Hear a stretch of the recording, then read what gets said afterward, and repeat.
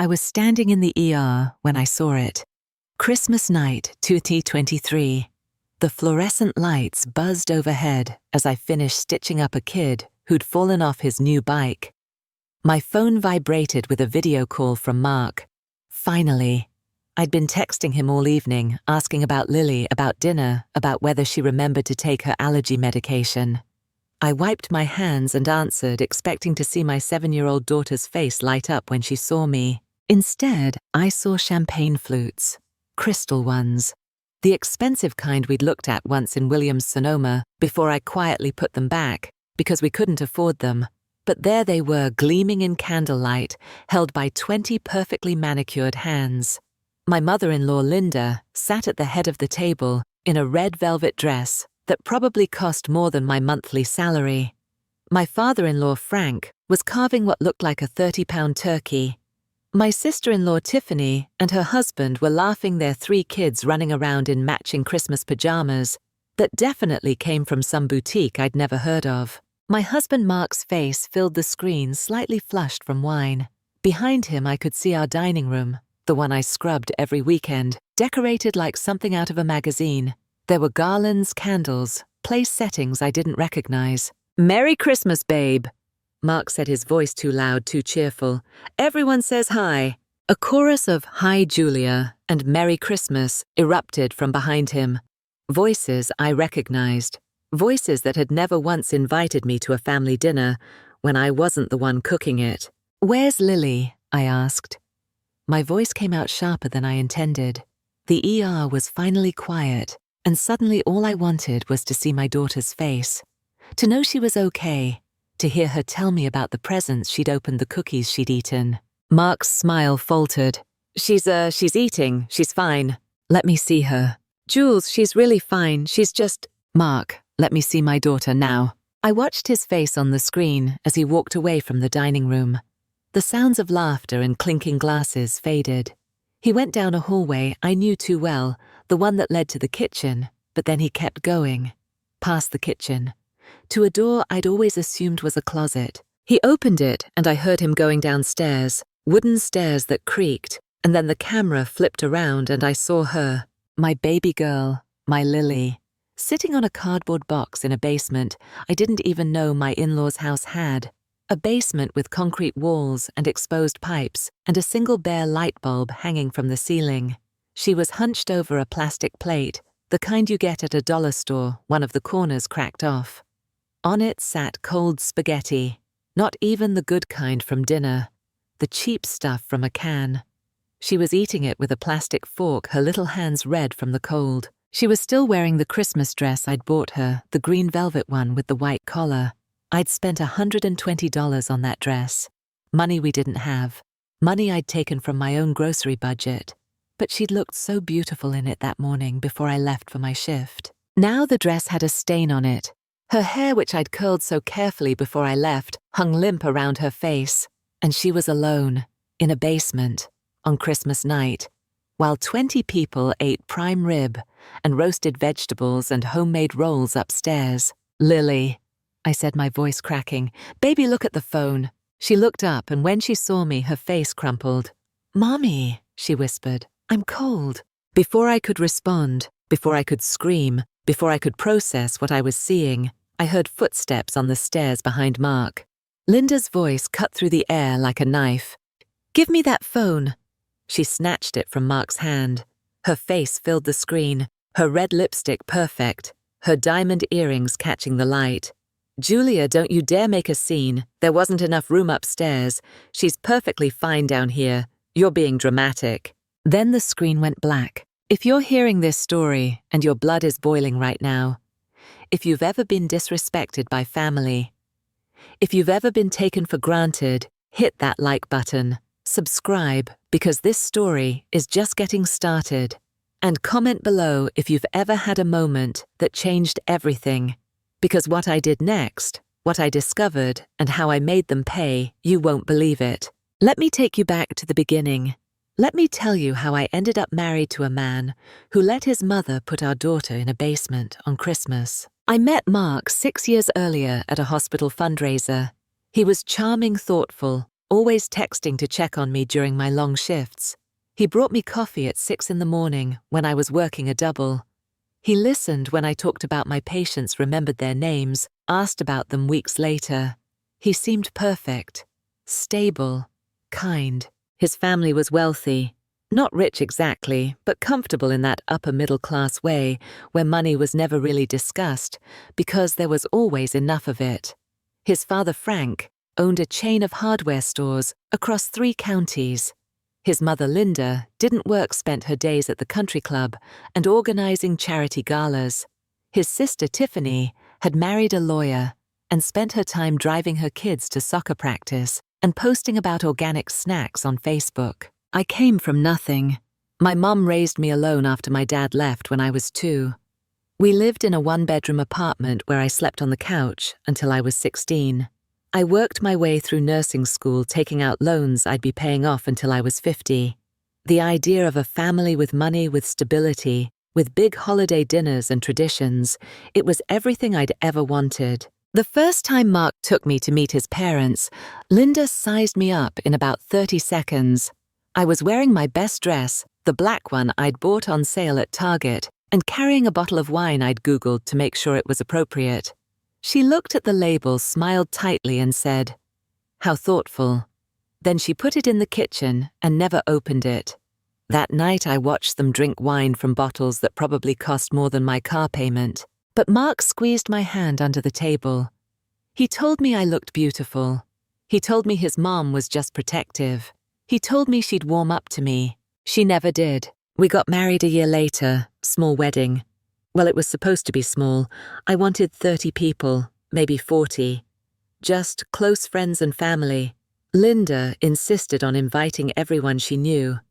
The guest list ballooned to 200. She took over the planning, told me she wanted to gift us a beautiful wedding. How could I say no? Every decision I made, she changed. The flowers I picked were too simple. The cake I chose wasn't elegant enough. The venue I loved wasn't prestigious enough. I tried to stand my ground, I really did. But Mark would take me aside and say, "Babe, she's just trying to help. She's excited. Let her have this." And I wanted him to be happy. I wanted his family to accept me. So I smiled and nodded and wore the dress Linda picked out, walked down the aisle to the music Linda chose, cut the cake Linda ordered. At the reception, Linda gave a speech about how she'd always dreamed of this day, how she'd always known Mark would find someone worthy of him, how she hoped I understood what an honor it was to join their family. People clapped. Mark beamed. I felt like I'd just signed a contract I hadn't read. The first year of marriage was hard, but I told myself that was normal. Mark worked long hours at his father's company. I was working rotating shifts at the hospital, trying to build my career, trying to prove I was more than just a girl from the wrong side of town who'd gotten lucky. We barely saw each other. When we did, we were too tired to do anything but collapse into bed. His parents called constantly. Well, Linda called. She'd call Mark every morning on his way to work. She'd call him at lunch. She'd call him in the evening to talk about her day, about what she was planning for dinner, about some problem with the gardener or the housekeeper. Mark always answered. Even if we were in the middle of a conversation, even if we were watching a movie, even if we were trying to have a date night, his phone would ring and he'd answer, and I'd sit there listening to him say, "Uh-huh," and "Yeah, Mom," for 40 minutes. When I asked him about it, he'd say, "She's lonely. Dad works a lot. Tiffany's busy with her kids. I'm all she has." "You have me," I'd say. "We're married, shouldn't I come first?" He'd kiss my forehead and promise to set boundaries. He never did. Then I got pregnant with Lily. For a few months I was happy, truly, genuinely happy. Mark seemed excited. He came to every ultrasound. He painted the nursery. He assembled the crib. He was there in the delivery room, holding my hand, crying when they put her in my arms. Linda showed up at this hospital an hour later with balloons and a photographer. She held Lily before I'd even had a chance to feed her. She posed for pictures, cooing about her first grandchild, even though Tiffany already had 2 kids. She stayed for 6 hours. I was exhausted, bleeding, trying to figure out how to breastfeed, and she just sat there, talking about everything she wanted to buy for the baby. everything she wanted to do, all the traditions she wanted to start. When Lily was 3 months old, Linda announced she was throwing her a Christmas party, not a small family thing. A party, with a photographer and catering and matching outfits she'd bought for everyone. Everyone except me. She'd bought me an outfit too, but it was 2 sizes too small. When I pointed this out, she said, "Oh, I thought you'd have lost the baby weight by now." My daughter-in-law should take care of herself. I was still bleeding. I was sleeping 3 hours a night. I was trying to keep a human alive while working full-time because Mark's salary alone couldn't cover our bills. But sure, I should have looked better. That's when the comments started. Little digs about my appearance, my parenting, my career. "You're going back to work already. Don't you want to be with your baby?" As if I had a choice, as if working wasn't the only way we could afford the apartment Mark insisted we rent in the good school district. "You're still breastfeeding. That's so time-consuming. Formula is perfectly fine." Translation: bottle feeding was more convenient for her when she wanted to babysit. "You're not going to let her cry it out. You're going to spoil her." Because a 3-month-old could be spoiled. But the worst part wasn't Linda. The worst part was Mark. Because he never defended me. He'd laugh uncomfortably and change the subject. He'd tell me later that his mum meant well, that she was just old-fashioned, that I was being too sensitive. He'd say we should be grateful for her help, for all the things she bought for Lily, for the fact that she wanted to be involved. I started keeping track in my head of all the things Linda bought: the designer stroller, the organic crib mattress, the sleep sack that cost $80, the handmade blankets from some boutique. And every single time, she'd make a comment about how she was happy to provide these things, since we clearly couldn't afford them ourselves. Mark would thank her. I'd force a smile. By the time Lily turned 1, I was drowning. Working 50-hour weeks, coming home to a husband who spent every evening on the phone with his mother, dealing with a mother-in-law who criticized everything I did. The only thing that kept me going was Lily. Her smile, her laugh, the way she'd reach for me when I walked through the door. She was mine. She was the one pure, uncomplicated thing in my life. Then Tiffany's husband lost his job. Some scandal at the law firm he worked for. He wasn't fired exactly, but he was encouraged to resign. Suddenly, Tiffany and her family were struggling. I didn't know the details at first. Mark just told me his sister was going through a hard time that we needed to help out. Help out meant Linda asking us for money. Well, asking Mark. He came to me one night and said his parents needed to borrow $5,000 to help Tiffany with her mortgage. I stared at him. We didn't have $5,000. We had credit card debt. We had my student loans. We had exactly $800 in our savings account. "Mark, we can't afford that," I said. "It's family," he said. "They'd do the same for us." Would they though? Would they really? But I couldn't say that. So I said, okay. We pulled the money from a credit card, one with an 18% interest rate. We sent it to Linda, who promised to pay us back within 3 months. She never did. 6 months later, Mark asked me for money again, another $3,000. His parents were helping Tiffany with some expenses, school supplies for the kids, soccer fees, dance lessons. I asked why Tiffany couldn't cut back on expenses if things were so tight. Mark said I was being selfish. I gave him the money, put it on another credit card. A year went by, then another. Every few months there was another request, another couple thousand here and there. Always for Tiffany, always urgent, always necessary. Mark would assure me we'd be paid back, that it was just a loan, that family took care of each other. We were now $30,000 in debt, $30,000 of high-interest credit card debt that I was paying off while working 60-hour weeks, while covering our rent, our groceries, our car payment, our insurance. Mark's salary went to his parents. He paid their phone bill, their internet, their cable. When I asked why grown adults couldn't pay their own bills, he said they were struggling, that his dad's business wasn't doing well, that I didn't understand how hard it was for them, but they still went to the country club, still got their hair done at expensive salons, still drove new cars, still took vacations. I started working extra shifts, holidays, weekends. nights. Anything to keep us afloat. Lily barely saw me. I'd wake her up in the morning, kiss her goodbye, and go to work. Mark's mum would pick her up from daycare. I'd come home at midnight, and Lily would be asleep. I'd kiss her forehead and cry in the bathroom where no one could hear me. Mark said I was being dramatic. He said his mum was helping us by babysitting. He said I should be grateful. Grateful that his mother was raising my daughter while I paid for everyone's lives. Then came last Christmas, the one that changed everything. I'd requested the day off months in advance.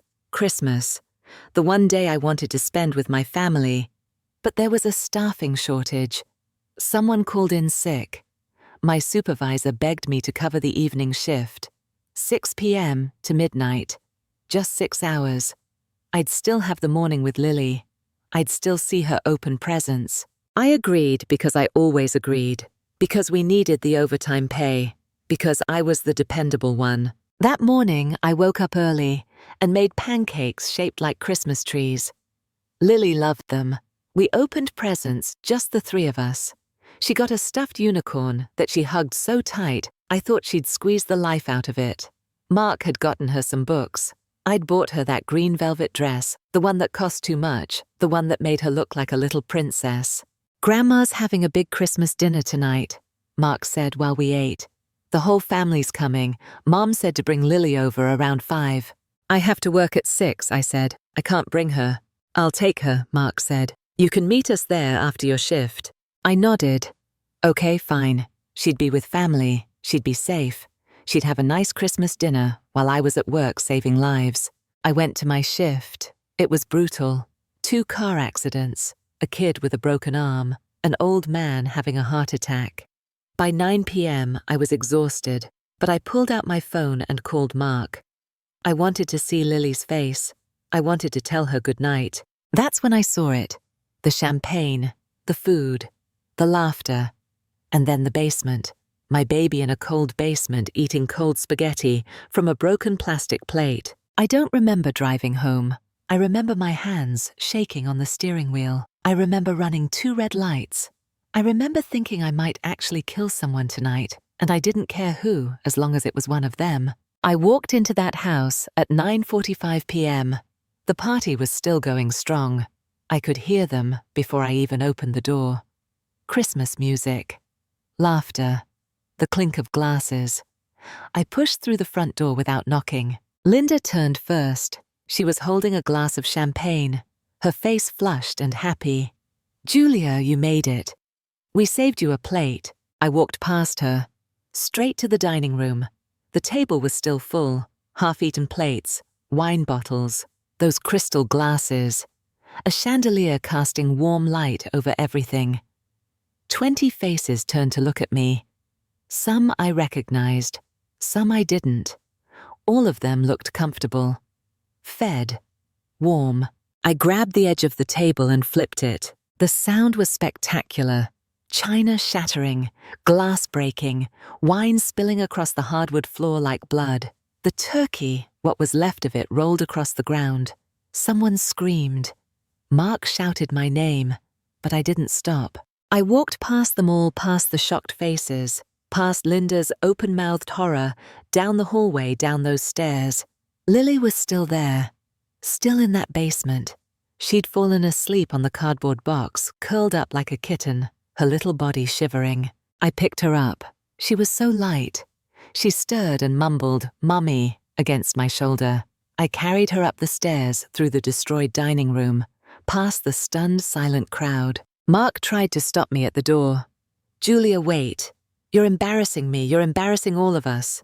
My mum's friends are here. My dad's business partners are here." I shifted Lily to one arm, and I slapped him. Hard, right across the face. The sound echoed in the sudden silence. "You are not a man," I said. My voice didn't sound like mine. It was cold, dead.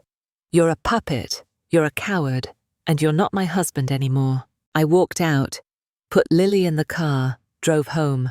She woke up when I was carrying her inside, asked me why we left the party. I told her Mommy had to take her home where it was warm, where she was safe, where she was loved. That night I didn't sleep. I sat at my laptop and I looked at our bank accounts, our credit cards, the bills, the records. I added up every dollar we'd given to Mark's family. $43,000. $43,000 over 4 years, plus the monthly bills we paid, the phone plan, the internet, the cable, the Netflix account, the Spotify family plan, another $600 a month, $7,200 a year, another $28,000, $71,000. $71,000 I'd earned with my own hands, my own sweat, my own blood, and they'd taken it and given my daughter cold spaghetti in a basement. I opened my laptop. I logged into our bank account, the one with both our names on it, the one I'd insisted on keeping separate from Mark's parents, the one that had my direct deposit. I transferred every penny to a new account, my account, just my name. Then I logged into the credit card accounts, the joint ones, the ones with my name as the primary. I called the number on the back. I cancelled every authorized user. Linda, Frank, Mark, all of them. Done. No more charging groceries to my card. No more charging gas to my card. No more charging their country club dues to my card. Then I called the utility companies, the internet provider, the cell phone company. I'd set up all these accounts. My name, my credit, my social security number. I cancelled everything. The representative asked if I was sure. I said yes. She said services would be terminated within 24 hours. I said perfect. It was 3 a.m. when Mark came home. I heard his key in the lock. I didn't move from the couch. He walked in and saw me sitting there in the dark, my laptop still open. "Julia," he said, "baby, I'm so sorry. My mom was wrong, I know that. It won't happen again." "You're right," I said. "It won't. Let me make this right," he said. He knelt down in front of me. His eyes were red. He'd been crying. Good. "I'll talk to my mom. I'll set boundaries, I promise." "Mark," I said, "how much money have we given your family?" He blinked. "What? How much money have we given them since we got married?" "I don't know, I mean some, but they needed help." $71,000, I said. "I gave your family $71,000. Do you know how much debt we're in? Do you know how many hours I've worked to pay for their lives while our daughter eats food bank donations at daycare because we can't afford the hot lunch program?" His face went pale. "It's not that much, you're exaggerating." I turned the laptop around, showed him the spreadsheet I'd made. Every transaction, every date, every amount. 4 years of evidence. He stared at it for a long time. Then he said, "They'll pay us back." "When?" I asked. "When, Mark, it's been 4 years. They still go to restaurants. They still take vacations. Your mom got Botox last month, but we're $30,000 in credit card debt. They're struggling." "I don't care," I said, and I meant it. "I don't care anymore, I'm done." "What do you mean you're done?" "I cancelled all the credit cards. I moved all the money to my own account. I cancelled their phone service, their internet, everything. As of tomorrow morning, they're on their own." Mark stood up. His face went from pale to red. "You can't do that. That's not just your money. We're married. This is a partnership." "A partnership." I laughed. It sounded bitter even to me. "Mark, I am the only one working in this partnership. I am the only one paying bills. I am the only one taking care of our daughter. You're too busy taking care of your mummy. That's not fair." "Fair?" I stood up then, got right in his face. "You want to talk about fair? Where was fair when my daughter was in a basement on Christmas? Where was fair when your mother called me fat 3 days after I gave birth? Where was fair when you asked me to work a double shift so we could send your sister money for her kid's birthday party while our kid wore shoes with holes in them?" He stepped back. "You're being cruel." "No," I said. "I'm being a mother, something you forgot how to be a father." He left, slept at his parents' house. Fine. Better, actually. I got in bed next to Lily and held her while she slept. The next morning, my phone rang. It was Linda. I didn't answer. She called 6 more times. Then she texted. Called me a selfish bitch. Called me a gold digger. Said I was stealing from them. Said she'd call the police. Let her try. It was my money. My name on the accounts, my credit, my work. Then she called my work. She actually showed up at the hospital during my shift and caused a scene in the ER. Security had to escort her out. She was screaming that I was an unfit mother, that I'd abandoned my husband, that I was destroying her family. My co-workers stared. My supervisor pulled me aside and asked if everything was okay at home. I said yes. It was a lie. 2 days later, there was a knock on my door. It was a social worker from CPS, Child Protective Services. Someone had called in a report claiming I was neglecting Lily, claiming I left her alone while I worked, claiming I didn't feed her properly, claiming I'd been violent in front of her. Linda. It had to be Linda. I let them in. Let them search my apartment. Let them talk to Lily. Let them look through my fridge, my cabinets, Lily's room. The social worker was kind. She could see this was bullshit. She could see my daughter was healthy, happy, loved. She told me the case would be closed, but she also told me that whoever called this in was vindictive, that I should be careful, that false reports like this could escalate. That's when I stopped being sad, stopped being hurt. I got angry. No, I got furious. I called my friend Samantha. We'd gone to nursing school together, but she'd quit after 2 years and gone to law school instead. She was a divorce attorney now. A really good one. The kind that made men cry. I need your help, I said. What happened? She asked. I told her everything. The money, the basement, the CPS call. By the time I finished, she was quiet. Then she said, gather every financial document you have. Bank statements, credit card bills, receipts, everything. We're going to bury them. I spent the next week gathering evidence, and that's when I found it. I was looking through old tax returns. The ones Mark always filed himself, said he'd handle it, said I didn't need to worry about it. I'd trusted him. Stupid. I found a property tax bill for an address I didn't recognize. I Googled it. It was a house, a beautiful house, 4 bedrooms, 3 bathrooms, a lakefront view. According to the county records, it was owned by Mark Anderson, my husband. The house had been transferred to his name 5 years ago, right before we got married. I called Samantha. He owns a house. What? Mark owns a house. He inherited it from some uncle. It's been in his name for 5 years. The property tax bill shows up on our joint tax return, but I never noticed it because he always filed them. Sam, this house is worth at least $400,000. Let me guess, Sam said. Someone's living in it. I drove to the address that afternoon. It was in a nice neighborhood. Really nice. The kind with actual landscaping and Christmas lights still up in January and Range Rovers in the driveways. Tiffany's Range Rover was in this driveway, my sister-in-law. The one who was so poor, so struggling, so desperate that we'd given her $40,000. She was living in a $400,000 lakefront house, rent-free. For years, I sat in my car and I screamed, just screamed until my throat was raw. Then I took pictures, lots of pictures. The house, the car, the kids' bikes in the yard, the trampoline, the boat in the garage. When Mark came home that night, he'd been staying at a hotel. Too ashamed to go back to his parents after I'd cut them off, I was waiting. I threw the property tax bill at him. It hit him in the chest. Tell me about the house, I said.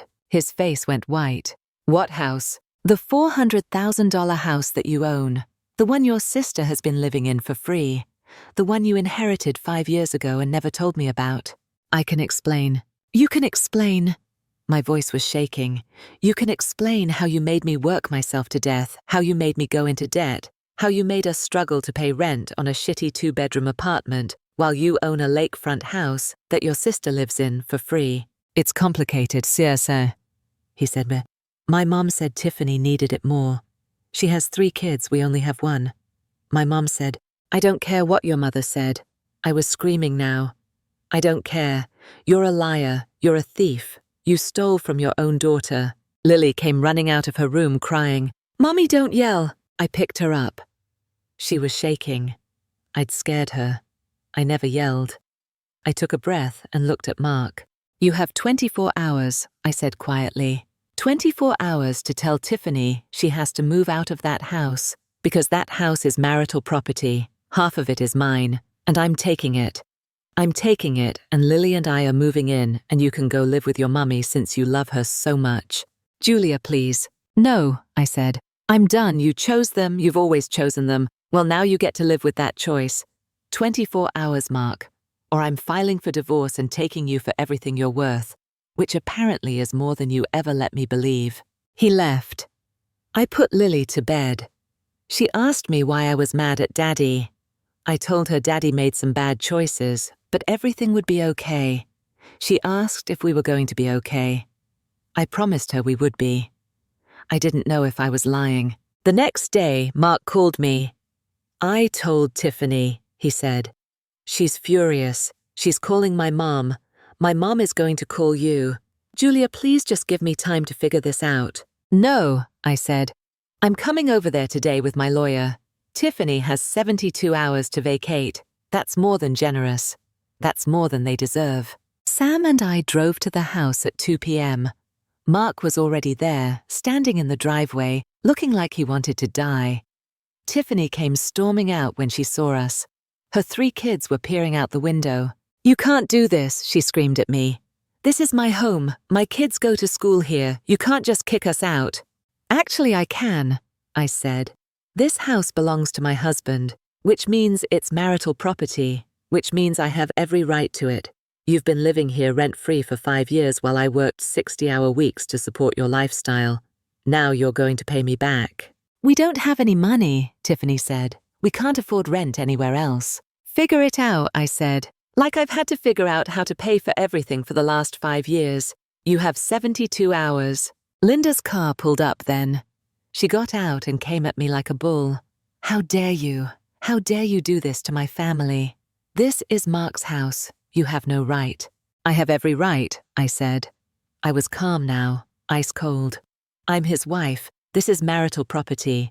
And since Mark has been stealing from me for years to support you all, I'm taking what's mine.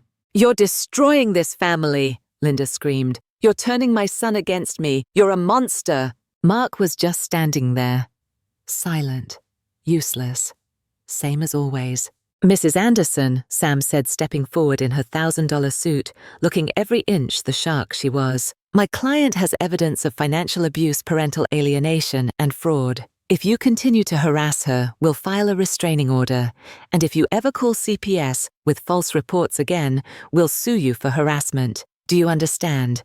Linda's face turned purple, but she didn't say anything else. We went inside. The house was beautiful.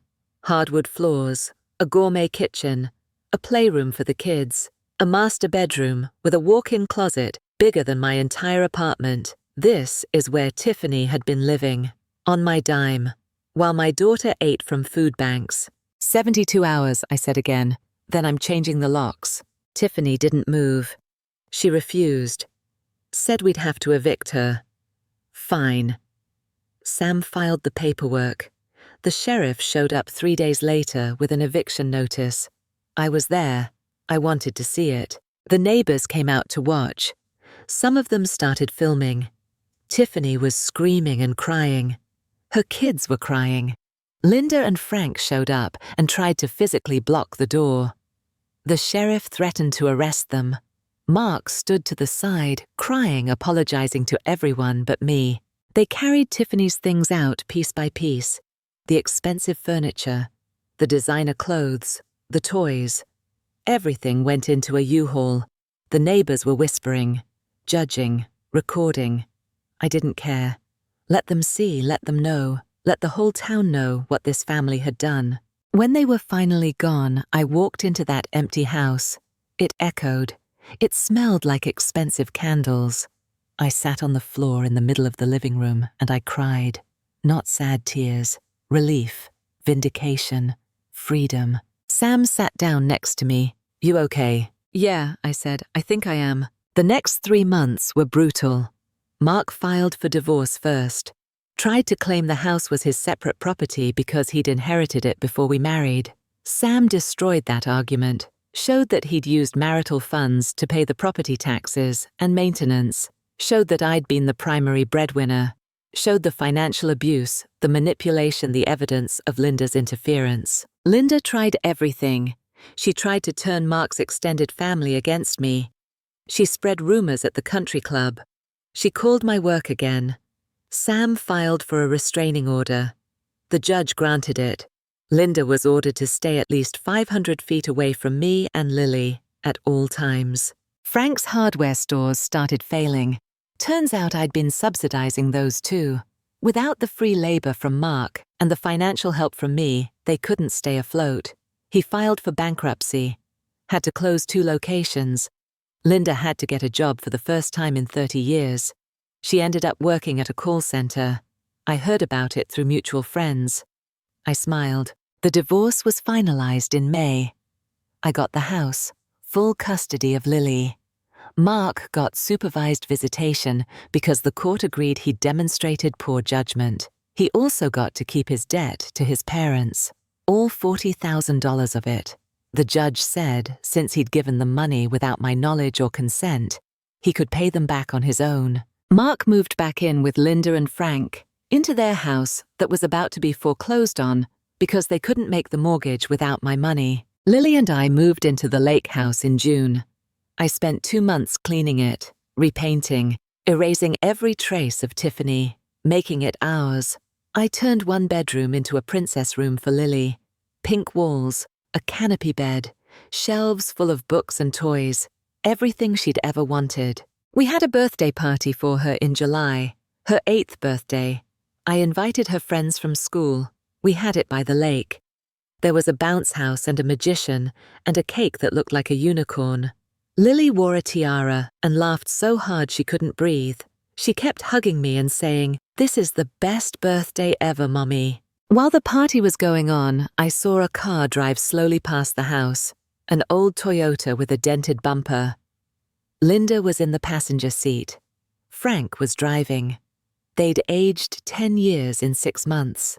Frank's face was gaunt. Linda's hair was grey at the roots. She couldn't afford the salon anymore. They stared at the house at the party, at Lily and her tiara. I waved. They drove away. Mark called me that night. "I saw my parents today," he said. "They drove past the house." "I know," I said. "I saw them." "Julia," he said. His voice cracked. "I'm sorry. I'm so sorry. I should have protected you. I should have protected Lily. I let my mom control everything and I was too weak to stop it." "Yeah," I said, "you were." "Can you ever forgive me?" he asked. I thought about it. Really thought about it. "I don't know," I said honestly. "Maybe someday, but right now, no. You let your mother put our daughter in a basement on Christmas, Mark. You stole from us. You lied to me. You chose them over us every single day for 5 years. So no, I don't forgive you, but I hope you learn from this. I hope you grow. I hope you become the man Lily deserves to have as a father." He was quiet. Then he said, "Can I see her?" "Supervised visits," I said. "Like the court ordered. You can pick her up Saturday at 10. You have her until 2. And Mark, if your mother comes within 500 feet of her, I'm calling the police. Do you understand?" "I understand," he said. He hung up. His number lit up again 30 seconds later. I stared at it, let it ring. Then I blocked it. I didn't need to hear from him unless it was about Lily. Didn't need his apologies. Didn't need his explanations. I needed him to understand that some things once broken can never be fixed. I went outside to the deck. Lily was asleep upstairs in her princess room. The lake was quiet. The moon was reflecting off the water. I could hear crickets and the distant sound of someone's boat on the water. This house, this life, this peace, I'd earned it. Every single bit of it. My phone buzzed. A text from Sam. "How you doing?" "Good," I typed back. "Really good?" And then... "Told you we'd bury them," she wrote. "You did, thank you. You did it yourself, babe. I just filed the paperwork. You're a warrior." I looked at those words for a long time. A warrior. Maybe. Or maybe just a mother who finally understood that protecting your child means protecting yourself first. that you can't pour from an empty cup, that love shouldn't cost you your dignity, your money, or your peace. I learned that family isn't defined by blood or marriage certificates. It's defined by respect, by love that doesn't demand you set yourself on fire to keep others warm, that boundaries aren't cruel, they're necessary, that sometimes the most courageous thing you can do is walk away. Linda and Frank lost their house last month. They're renting a one-bedroom apartment now, both working minimum wage jobs. Tiffany moved in with them after her husband left. Mark lives there too. 4 adults in a one-bedroom apartment. My phone still rings sometimes with Mark's number. I never answer. That chapter is closed. Tonight, Lily asked me if Daddy's family was coming for Christmas this year. I told her no. Just us. She thought about it, then said, "Good, I like it when it's just us, Mummy. It feels safer." Safer. My daughter feels safer without them. That tells you everything you need to know. So here's what I want you to understand. If you're in a relationship where you're giving everything and getting nothing back, where you're being used or disrespected, you deserve better. It's not selfish to demand it. It's not cruel to walk away. It's survival. It's self-love. Don't wait for a basement moment. Don't wait until you're drowning. Draw the line now.